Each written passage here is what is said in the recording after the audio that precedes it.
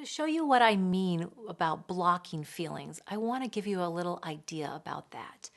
So imagine you have a 10-year-old daughter, and all of a sudden, your 10-year-old comes running into your room and says, and she's crying and she's pouting and she's screaming and she says, I have nothing to wear. All my clothes are stupid and ugly.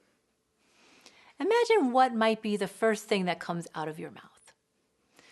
Parents tend to say things like, what? You've got to be kidding me.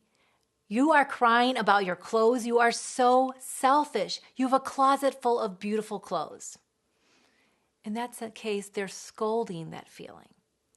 Or they might say, oh, come on, you are not upset about your clothes. Your clothes are fine. They look like the clothes all your friends are wearing.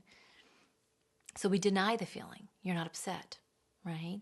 Or we might say, you're crying about your clothes? Well, you know what? We'll just pack them all up. And I know a lot of kids that would be very happy to have clothes like that.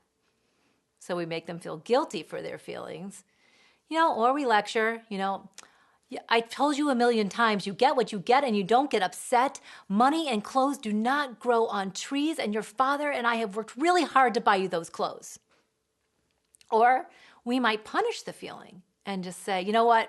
I've had it. If you're going to cry about your clothes, just go in your room. Or, well, if you can't find anything to wear and you're going to have a fit about it, you just call Susie up and say you're not going to the party. Or another response often to the feeling, we might rescue. Oh, honey, don't be upset. I think the mall's open for another half hour. Let's go find a good outfit. Or there's sarcasm. Well, I guess you're just going naked.